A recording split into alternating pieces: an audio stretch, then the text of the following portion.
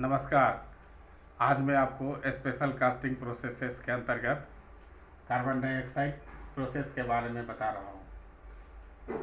इस प्रोसेस की खासियत है कि इसमें कोप और ड्रैग दोनों बनाया जा सकता है, छोटा बड़ा कास्टिंग बनाया जा सकता है और मोल्ड और कोर भी इससे बनाया जा सकता है।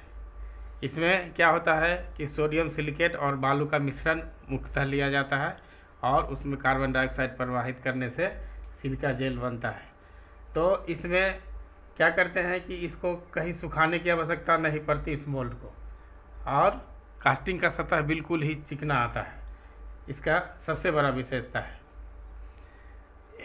इस प्रोसेस में के लिए हम लोग क्या करते हैं, पैटर्न के चारों ओर यहाँ देख रहे हैं, पैटर्न के चारों ओर सोडियम सिलिकेट और बालू का मिश्रण रख देते हैं और फिर 5 से 6 मिलीमीटर होल बना के उसे होकर उसमें कार्बन डाइऑक्साइड गैस प्रवाहित करते हैं।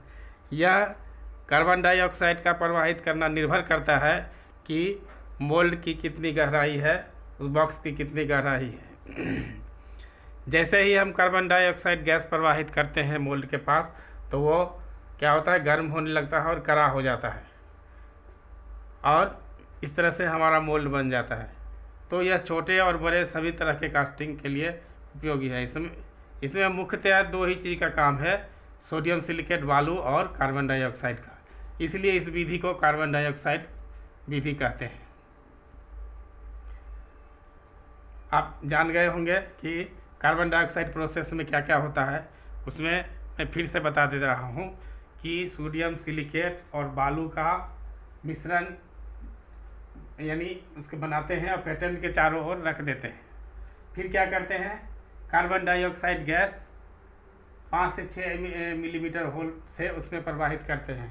जैसे ही गैस हम प्रवाहित करते हैं वो गर्म होकर कड़ा होना आरंभ होता है। इस प्रकार मोल्ड बन जाता है। मोल्ड बन जाता है। अब उसको हमको सुखाने की आवश्यकता नहीं है क्योंकि वो इसी तरह से कड़ा हो गया।